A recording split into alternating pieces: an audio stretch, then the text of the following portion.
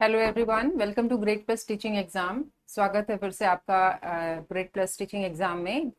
कुछ क्लासेस इधर डिले भी हुई, किन्हीं वजहों से हो भी नहीं सकी। मोस्ट प्रोबेबली आप अपनी प्रैक्टिस में लगे ही होंगे। डेफिनेटली 18th को एग्जाम की बात हो रही है। कुछ और भी चीज़ें, कुछ बातें ऐसी कही जा रही हैं, लेकिन कोई नहीं, आप अपना काम करते रहिए, ठीक है। हम अपनी प्रैक्टिस स्टार्ट करते हैं। 9 से 10 की क्लास अभी फिलहाल चले, जितने दिन भी अभी बचे हैं 2-3 दिन, उस पर हम 9 से 10 की क्लास को कंटिन्यू करेंगे।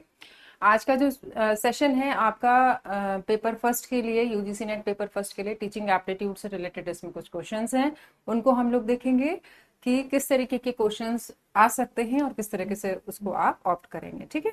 चलिए, क्वेश्चन नंबर 1 देखिए स्क्रीन पर क्या है। In general, it seems that the schools have become the place of politics instead of teaching in modern age. Suppose you get appointment in such a school, what would you do in this situation? ठीक है, मतलब यहाँ पर बात हो रही है कि सॉरी,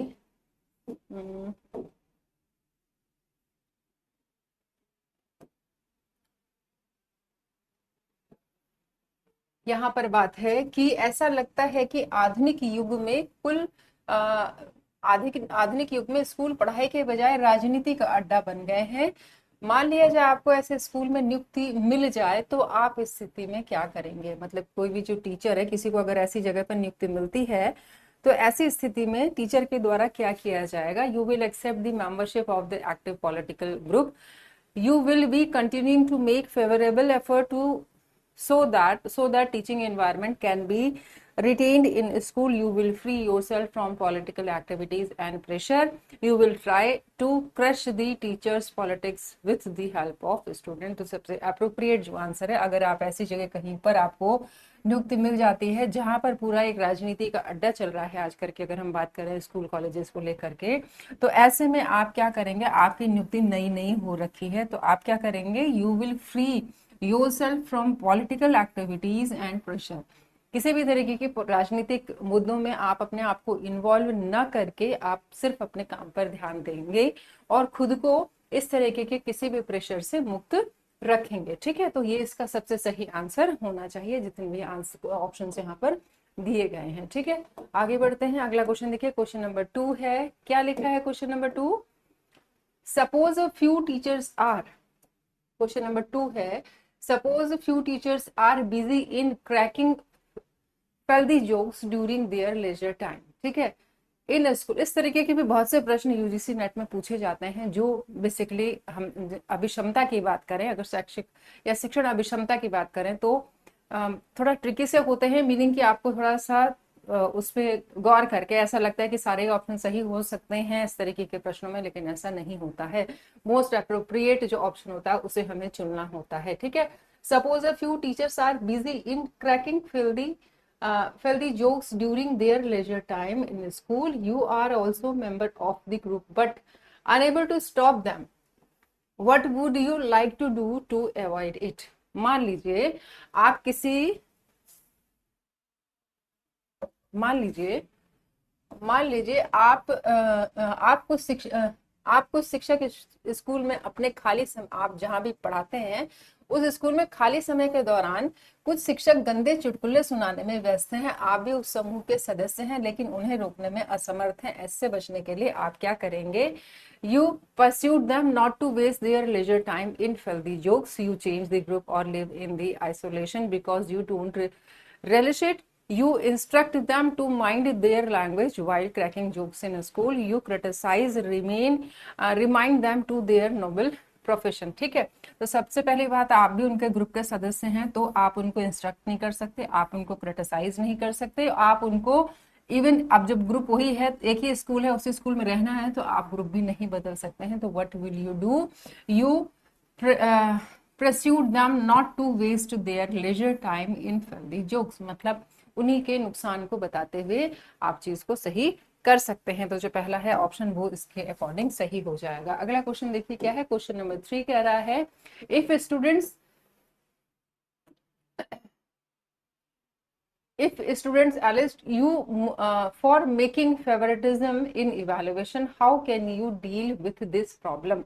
यदि छात्रों ने आप पर मूल्यांकन में पक्षपात करने का आरोप लगा दिया है तो ऐसी स्थिति में आप क्या करेंगे? अगर छात्र जो हैं वो क्या कर रहे हैं, आप पर एक एलिगेशन लगा रहे हैं कि आपने इवैल्यूएशन करने में कहीं ना कहीं पक्षपात किया है, तो ऐसे में आप क्या करेंगे? Giving threat to fail them, making efforts to reveal the position fairly, adopting punitive measures, showing the students answer books in order to satisfy them। तो ऐसी स्थिति में क्या करते हैं, जहां कहीं पक्षपात की बात आ रही है तो आप उन स्टूडेंट्स को जो कि ऐसा एलिगेशन लगा रहे हैं उनको उनकी आंसर बुकलेट दिखा करके उनको किसी न किसी रूप में सेटिस्फाई कर सकते हैं। अगला क्वेश्चन देखिए क्या कह रहा है। क्वेश्चन नंबर 4 है कि if you join your class on, question number 4 है, if you join your class on the very first day of opening this session and take instruction of the students, the primary objective of this introduction for you will be. क्या होगा? मतलब यदि आप सत्र शुरू होने के पहले दिन ही अपनी कक्षा में शामिल होते हैं, पहला दिन है, सत्र शुरू हो रहा है और पहले दिन आप अपनी कक्षा में जाते हैं और छात्रों का परिचय लेते हैं, तो इस परिचय का प्राथमिक उद्देश्य क्या होगा? जो भी इंट्रोडक्शन आप बच्चों से ले रहे हैं तो इसका बेसिकली क्या ऑब्जेक्टिव होना चाहिए? Exploration of potential students who serve you throughout the session, development of friendly relations with the students of administrative class, selection of those students who can do the school job for you, to know about students potentialities along with their family status। जो सही answer होगा to know about students potentialities along with their family status। तो सही answer क्या हो जाएगा आपका?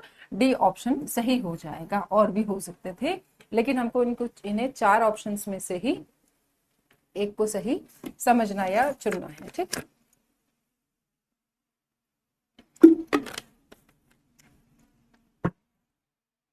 आगे देखते हैं। अगला क्वेश्चन देखिए, क्वेश्चन नंबर 5 है। क्वेश्चन नंबर 5 है, suppose you are checking students answer books, all of the sudden you have finished refill, you call a student and order him to bring a refill, what would you like to do in such a situation। ऐसे में क्या करेंगे? आप copy check कर रहे हैं और आपके पास जो पेन है उसकी रिफिल, रेड रिफिल खत्म हो जाती है, आप किसी बच्चे को बुलाते हैं, ऑर्डर देते हैं, तो फिलहाल अगर ये सिचुएशन आती है तो क्या करना चाहिए किसी भी शिक्षक को? पहला है, you will give him required money for the purpose, you will return the money when student show courtesy gesture, and you think that students money is teachers own money, you will feel ashamed when you will be paying for such a small amount। तो ऐसा नहीं होना चाहिए। Basically you will क्या, आप क्या करेंगे? You will give him required money for the purpose. आप उससे काम तो करा रहे हैं, जो भी काम है उसको करा रहे हैं, लेकिन आप उससे संबंधित जितना भी अमाउंट लगता है, जो भी आप मंगा रहे हैं, उससे उतना जो पैसा है, मनी है, वो आप उसको देंगे। क्वेश्चन नंबर 6 देखिए क्या है। क्वेश्चन नंबर 6 है, it is the daily routine that some students bring undesirable food items, it is the daily routine that some students bring undesirable food items from the school gate, you are full of sorrow to see this condition of your students, what is its remedy। क्या करेंगे ऐसे में? ये आप रोज ऐसा कर रहे हैं, आप रोज स्कूल कॉलेज जा रहे हैं अपने, ऐसे में आप देखते हैं कि दिनचर्या है कि कुछ विद्यार्थी विद्यालय द्वार से अवांछनीय खाद्य पदार्थ ले रहे हैं, आप अपने विद्यार्थियों की यह हालत देखते हैं, दुख से भर जाते हैं, इसका क्या उपाय है? ऐसा अनहेल्दी फूड जो है आप बच्चों को जब खाता हुआ देखते हैं तो आपको अच्छा नहीं लगता, तो क्या करेंगे? You will force to leave the peddlers of eatable from the school gate, you will force the student to remain within the gate and inform the principal, announcing on the prayer ground in the morning, ask them to avoid such practices। तो आप क्या करोगे? Definitely इस जगह पर play ground में या जब भी क्या होगी, प्रेयर होगी, उस जगह पर आप अनाउंस करोगे कि ऐसा ना करें या ऐसी कोई भी हैबिट अपनी प्रैक्टिस में लेकर के ना आए अनहेल्दी फूड को खाने की, क्योंकि ये ठीक नहीं है। तो इस तरीके से डी ऑप्शन जो है वो सही हो जाएगा। अगला क्वेश्चन है, देखिए क्वेश्चन नंबर 6 क्या कह रहा है। क्वेश्चन नंबर 6 है, spare the road and spoil the child. It is a famous saying. Its contribution in modern classroom serves our purpose in. मतलब ये है कि बच्चे को दुलार में बिगाड़ देना यह एक मशहूर कहावत है। आधुनिक कक्षा कक्ष में इसका योगदान हमारे उद्देश्य को पूरा करता है। ठीक है, मतलब बच्चों को दुलार में बिगाड़ देना यह एक मशहूर कहावत है। आधुनिक कक्षा कक्ष में इसका योगदान हमारे उद्देश्य को पूरा करता है। तो किस रूप में ये पूरा कर रहा है? बेसिकली ये सबसे एक खराब तरीका है, मतलब वर्स्ट वे है ऐसा मानना, समझना या इस तरीके से कहना। ठीक है, अगला क्वेश्चन देखिए क्या है। इन टीचिंग, क्वेश्चन नंबर 8 है, in teaching if nothing has been learn, nothing has been, मतलब यह है कि शिक्षण में यदि कुछ भी नहीं सीखा, मतलब अगर शिक्षण हो रहा था वहां पर हमने कुछ भी नहीं सीखा है तो उत्तर देना सीखा गया। तो मतलब क्या इसका मीनिंग हुआ? अगर हमने कुछ नहीं सीखा, इट मीन्स कि नथिंग हैज बीन टॉट, इसका मतलब है शिक्षण नहीं हुआ या कुछ भी पढ़ाया नहीं गया, कुछ भी सिखाया नहीं गया। कुछ नहीं सीखा तो मीनिंग कि कुछ भी नहीं सिखाया गया, मतलब ऐसा कुछ नहीं पढ़ाया गया। क्वेश्चन नंबर 9 देखिए क्या कह रहा है।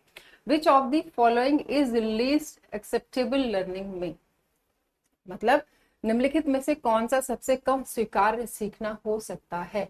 मतलब कब हम कहेंगे कि सबसे कम सीखा गया है? B acquired without intent, occur independently of past experiences, be determinant to the individual, take place without operation of moves and goals। तो सही आंसर आपके लिए जो होगा वो हो जाएगा क्वेश्चन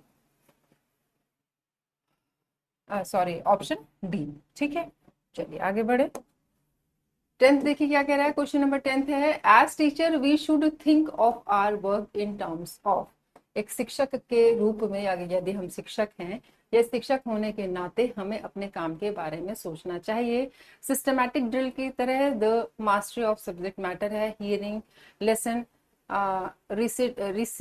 रिसीटेड है और चाइल्ड ग्रोथ एंड डेवलपमेंट। अगर हम टीचर हैं तो as teacher we should think of our work in terms of child growth and development. हमारा जो काम हो बेसिकली इस तरीके से हो जिससे कि बच्चे की वृद्धि और विकास दोनों ही हो, इस तरीके से शिक्षण कराया जाए और बच्चों की लर्निंग भी इस तरह से हो। क्वेश्चन नंबर 11 पर आते हैं। देखिए क्या है क्वेश्चन नंबर 11 है, which of the following best reflects democracy in the classroom. Democracy की बात हो रही है, लोकतंत्र की बात हो रही है, तो निम्नलिखित में से कौन सा है जो कि डेमोक्रेसी को शो करता है? Allowing children to sit where they want to where they want and work with whom they please। ठीक है, allowing children freedom to the observance of classroom rules and regulations, allowing the class to decide the curricular experiences of the classroom, allowing the maximum participation of all the students in classroom activities। तो क्या होना चाहिए यहाँ पर?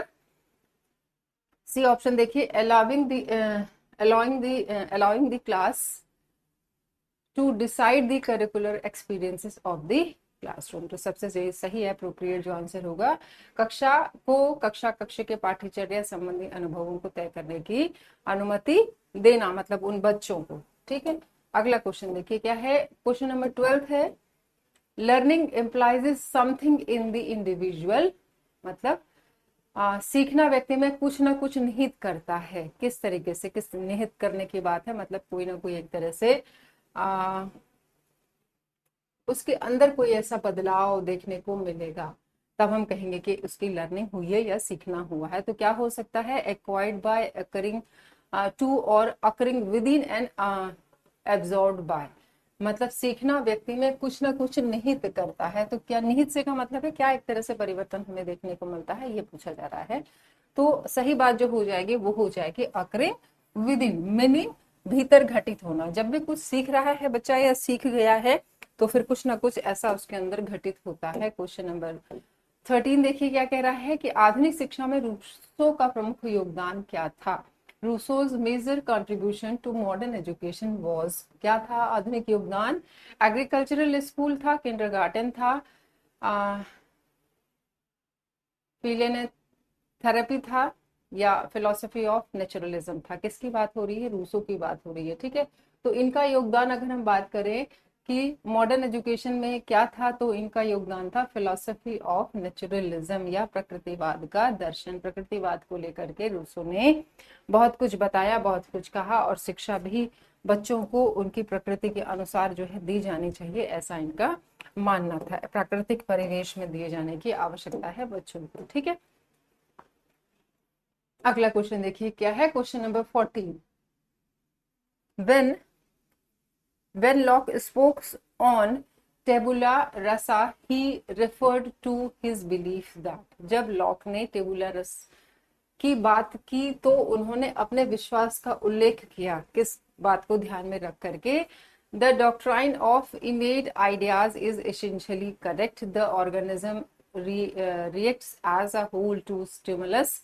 The mind starts from scratch in gathering sense data. The mind itself is the result of process of evaluation. तो क्या सही होगा इसको लेकर के कि द माइंड, जो सही आंसर है वो हो जाएगा आपका fourth answer, the mind itself is the result of the process of evolution.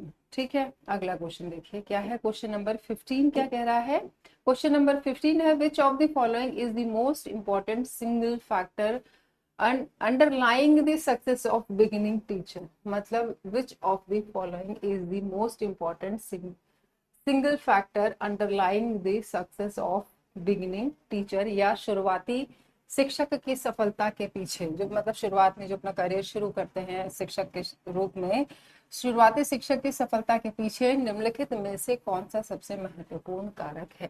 तो सबसे जो महत्वपूर्ण कारक होगा वो क्या हो जाएगा?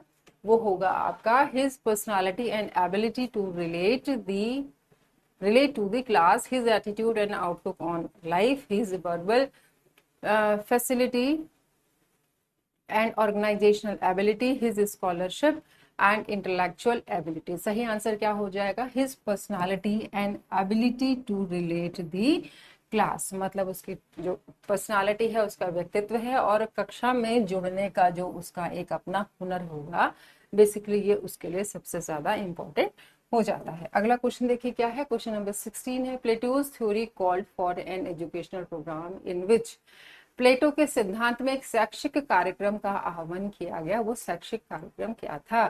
द शैक्षिक कार्यक्रम क्या था? कहा जा रहा है कि Plato's theory called for an educational program in which the unfit were to be eliminated and the fit located. ठीक, education was life itself, not a preparation for it. The validity of mental discipline, his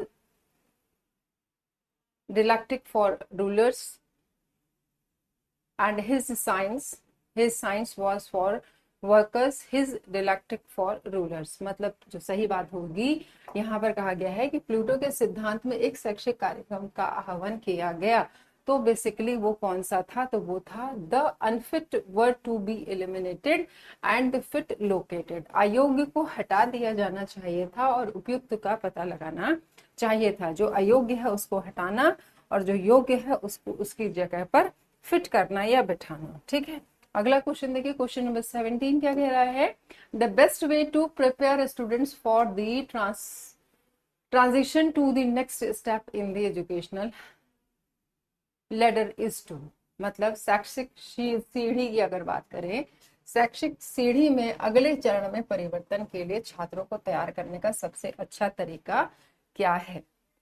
सबसे अच्छा तरीका क्या है? The best way to prepare student, the best way to prepare students for the transition to the next step in the educational ladders is to make a visit to the school building, receives a visitor from the new school, prepare a booklet about the new school. There is no best way for such orientation.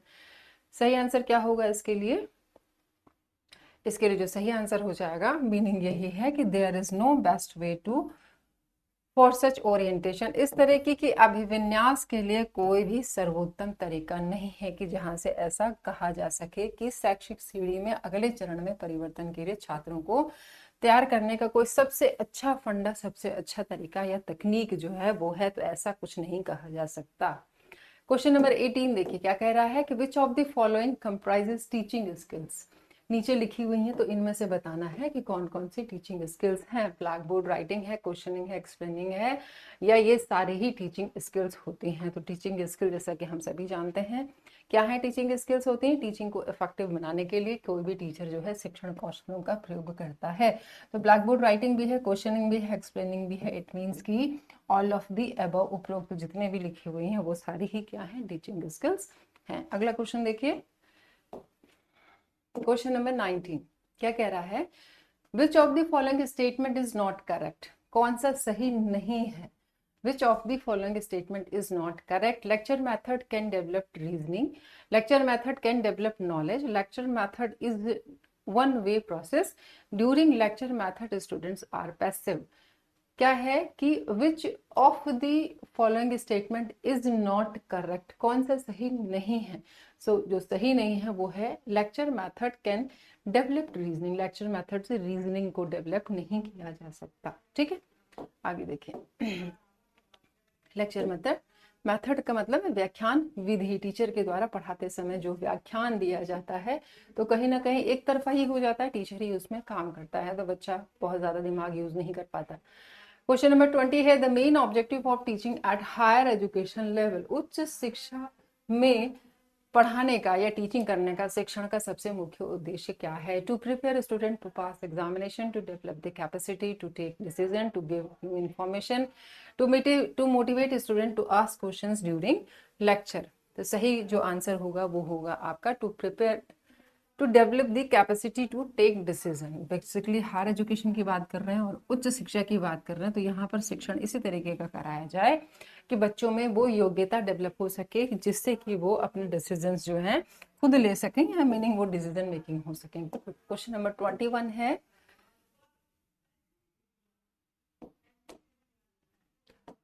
Question number 21 है, which of the following indicates evaluation, निम्नलिखित में से कौन सा मूल्यांकन को इंगित करता है। इवेल्युएशन मूल्यांकन, ठीक है, तो कौन सा स्टेटमेंट है। Ram got 45 marks out of 200, Mohan got 38% marks in English, Shyam got first division in final examination. निम्नलिखित में से जितनी भी बातें स्टेटमेंट लिखे हुए हैं इनमें कौन सी बात ऐसी है जो मूल्यांकन को प्रस्तुत करती है।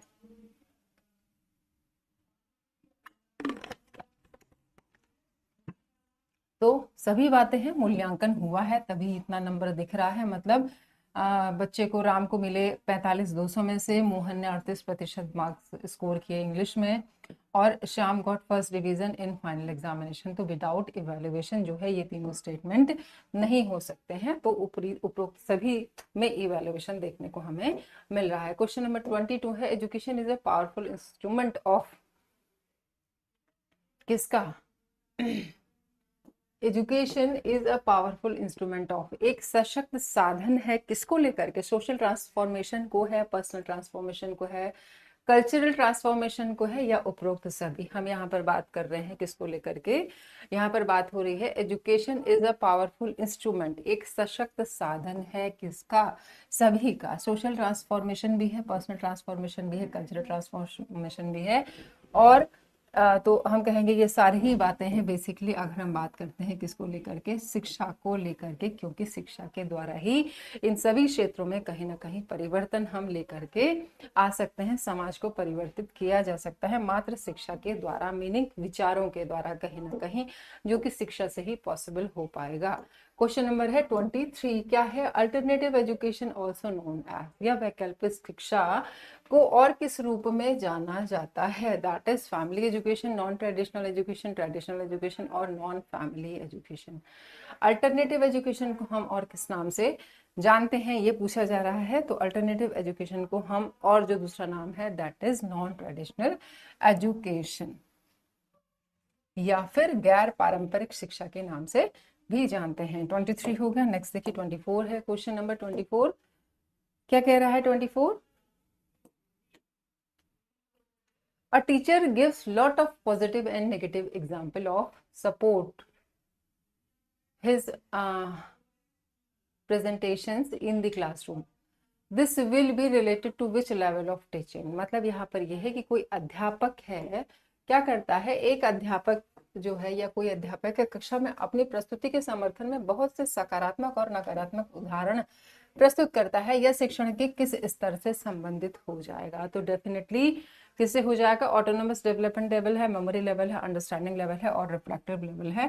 तो सही जो होगा वो होगा आपका अंडरस्टैंडिंग लेवल, जो शिक्षण का बेसिकली द्वितीय स्तर कह सकते हैं, समझ का स्तर, अंडरस्टैंडिंग लेवल, अवबोध या समझ के स्तर के अंतर्गत ये आ जाएगी जो बात लिखी गई है। क्वेश्चन नंबर है आपका 25। A workshop is meant for, जो वर्कशॉप होती है या जो कार्यशालाएं आयोजित की जाती हैं, बेसिकली उनका मतलब क्या है, क्यों किया जाना चाहिए और क्यों होता है? हैंड्स ऑन एक्सपीरियंस के लिए किया जाता है, लिसनिंग टू स्कॉलरली लेक्चर्स के लिए किया जाता है, लर्निंग विथ इंटरेक्शन है, discussing over one's own work है। तो जो सही आंसर होगा हैंड्स ऑन एक्सपीरियंस के लिए ऐसा किया जाता है या होता है, अनुभव प्राप्त करने के लिए कहीं ना कहीं वर्कशॉप का मेन मकसद है इसको लेकर के। ठीक है, अगला क्वेश्चन है क्वेश्चन नंबर 26 है। क्या कह रहा है 26? विच of the following type of learners learn with the help of flow charts और डायग्राम? मतलब है क्या है कि निम्नलिखित में से कौन से प्रकार के शिक्षार्थी फ्लो चार्ट और रेखा चित्र की मदद से शिक्षा प्राप्त करते हैं? विच of the following type of learners learn with the help of flow chart और डायग्राम?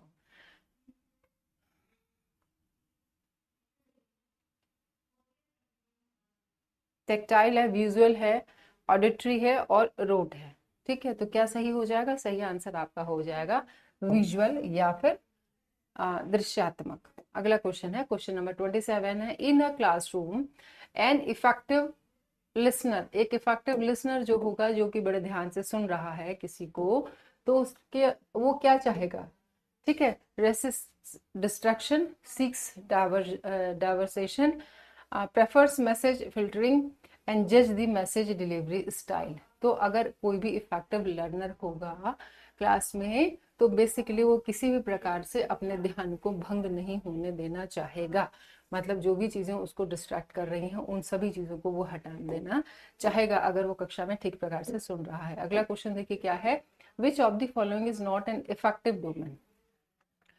ब्लूम्स टेक्सोनोमी पे अगर आ जाते हैं हम तो फिर है cognitive, effective and psychomotor domain की बात हो रही है। तो क्या है, कौन सा बेसिकली अफेक्टिव डोमेन के अंतर्गत नहीं आता है? रिसीविंग है, एनालाइजिंग है, वैल्यूइंग है और ऑर्गेनाइजिंग है। सही आंसर होगा आपका एनालाइजिंग। ठीक, एनालाइजिंग इसके अंतर्गत नहीं होगा। अगला क्वेश्चन देखिए क्वेश्चन नंबर 29 क्या कह रहा है। क्वेश्चन नंबर 29 है suppose as a teacher, suppose as a teacher you are training your student in public speaking and debate, which among the following is most difficult to develop among the student? या मान लीजिए एक शिक्षक के रूप में अपने छात्रों को भाषण और वाद विवाद के माध्यम से प्रशिक्षण दे रहे हैं, निम्नलिखित में से छात्रों के मध्य किस चीज का विकास करना सबसे कठिन हो जाता है? ठीक है, मान लीजिए कोई भी शिक्षक है, अपने छात्रों को भाषण और वाद विवाद के माध्यम से प्रशिक्षण दे रहे हैं, निम्नलिखित में से छात्रों के मध्य किस चीज का विकास करना सबसे कठिन हो जाता है? सेलेक्टिंग एप्रोप्रिएट लैंग्वेज है, कंट्रोल ओवर इमोशन है, वॉइस मॉड्यूलेशन है, कॉन्सेप्ट फॉर्मुलेशन है। तो सबसे सही हो जाएगा कंट्रोल ओवर इमोशन। मतलब teacher can not control over emotion. मतलब अगर किसी भी स्टूडेंट के अगर के रेफरेंस में हम बात करें, किसी के भी रेफरेंस में अगर बात करें तो हम किसी के इमोशंस को कंट्रोल नहीं कर सकते हैं। क्वेश्चन नंबर 30 है reflective practice employs use of one's, मतलब विचारात्मक अभ्यास का तात्पर्य किसके प्रयोग से है? कॉग्निशन से है, मेटा कॉग्निशन से है। क्वेश्चन नंबर 30 है reflective practice employs use of one's, cognition, metacognition on cognition and reinforcement of learning. तो सही आंसर इसके लिए क्या हो जाएगा? जो सही आंसर होगा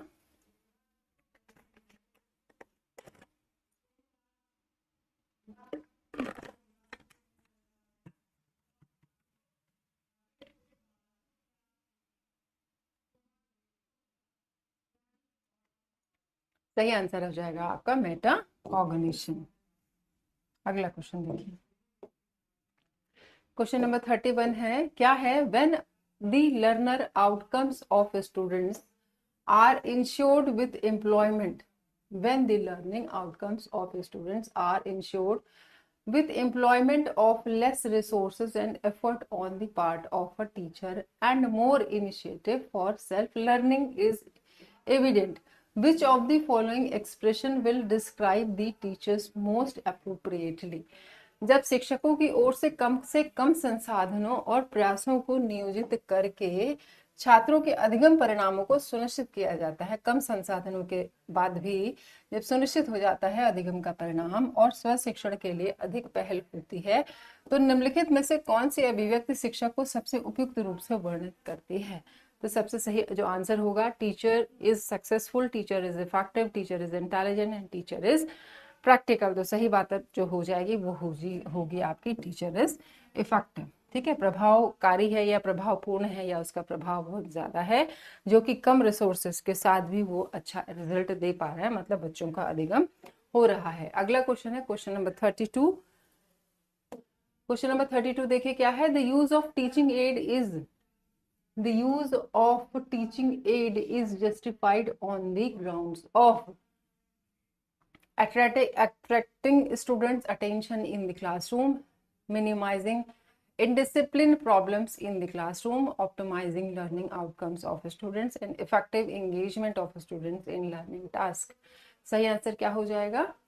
optimising learning outcomes of students, या छात्रों के सीखने के परिणामों को अनुकूलित करना। तो the use of teaching add, जो टीचिंग एड का यूज टीचर के द्वारा किया जाता है, तो बेसिकली उसका यूज होता क्यों है? डेफिनेटली बच्चों को बहुत ही ज्यादा कॉन्सेप्ट क्लियरेंस जो है इसके द्वारा हो सकता है, जो भी टीचर बताना या पढ़ाना चाह रहा है क्लास में। अगला क्वेश्चन क्वेश्चन नंबर 33 है।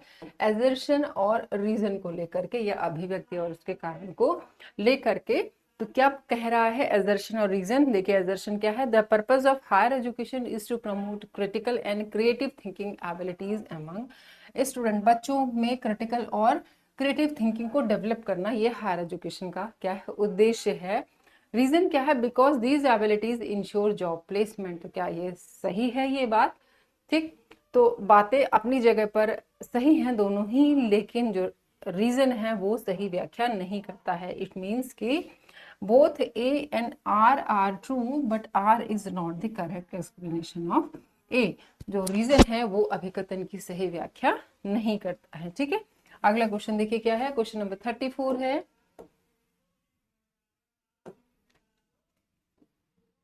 greater the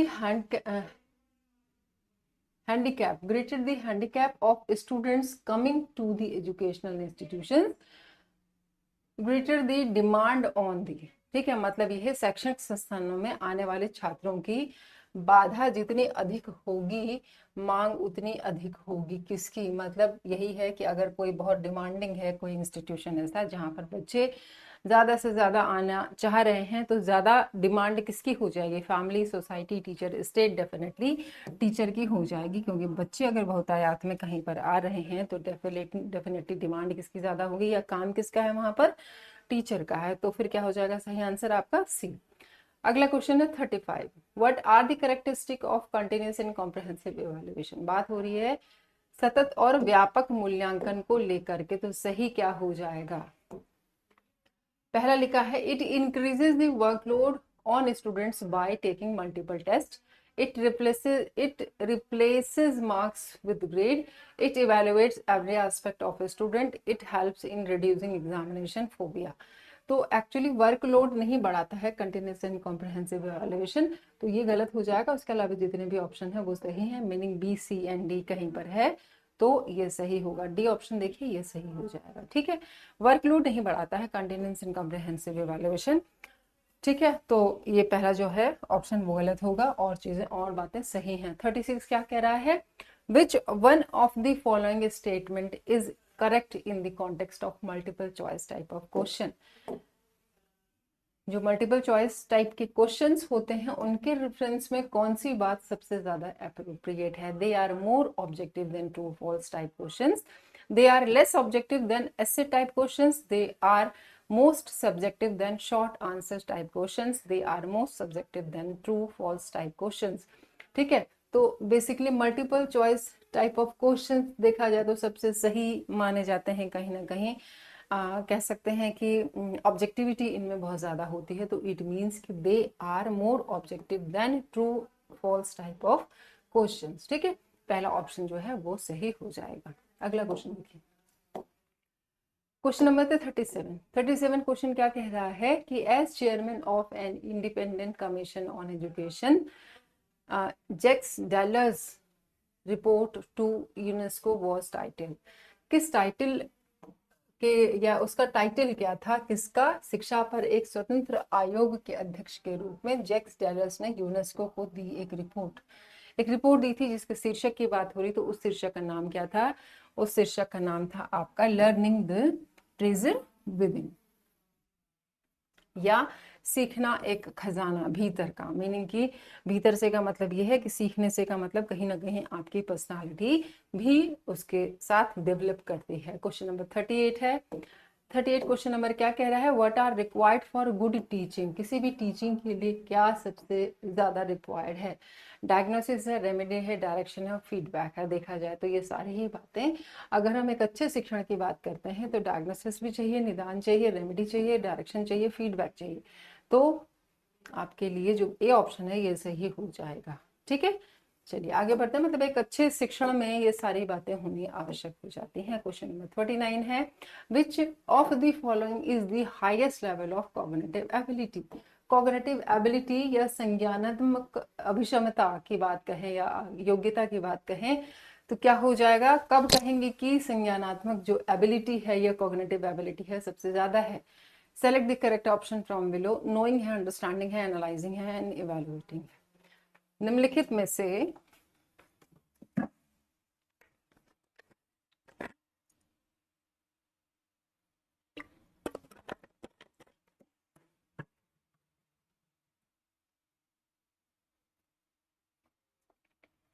निम्नलिखित में से कौन सा संज्ञानात्मक क्षमता का उत्तम स्तर होगा? तो सबसे उत्तम स्तर हो जाएगा आपका इवेलुएटिंग। ठीक है, आगे बढ़ते हैं। अगला क्वेश्चन देखिए, क्वेश्चन नंबर 40 है, which of the following factors does not impact teaching. कौन से फैक्टर्स जो हैं टीचिंग को इफेक्ट नहीं करते हैं या इम्पैक्ट नहीं डालते हैं, प्रभावित नहीं करते हैं? टीचर्स नॉलेज है, classroom activities that encourages learning, socio economic background of teachers and student, learning through experiences. तो कौन सी बात जो है वो शिक्षण को प्रभावित नहीं करेगी? तो नहीं करेगी तो क्या हो जाएगा? Socio economic background of teacher and student. ठीक है, चलिए आगे बढ़े। क्वेश्चन नंबर देखिए 41 क्या कह रहा है? क्वेश्चन नंबर 41 है यहाँ पर कि विच of the following statements about teaching add statements about teaching aids are correct. They help in retaining concept for a long duration.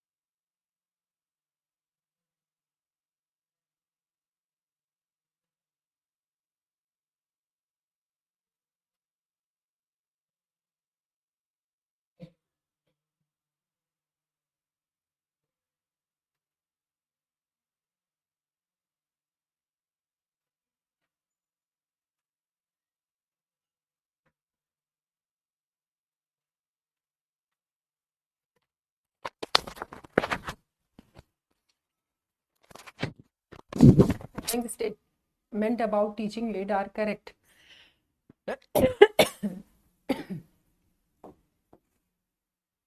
ABCD सारे ऑप्शन बेसिकली सही हैं। ठीक है, चलिए आगे बढ़ रहे हैं।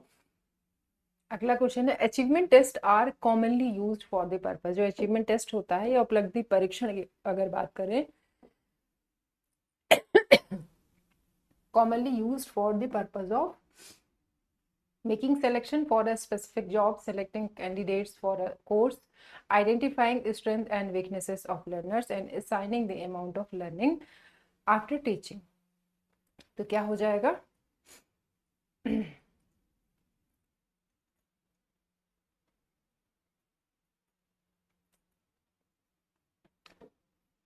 Sorry, assessing the amount of learning after teaching, मतलब शिक्षण के बाद बच्चों ने कितना सीखा है उसकी मात्रा का पता चल जाता है अचीवमेंट टेस्ट के द्वारा, कितना सीख पाए हैं बच्चे। क्वेश्चन नंबर 43 देखिए, a good teacher is one who, कौन है एक अच्छा शिक्षक, गिव्स यूजफुल इंफॉर्मेशन है, एक्सप्लेन्स कॉन्सेप्ट एंड प्रिंसिपल्स है, गिव्स प्रिंटेड नोट्स,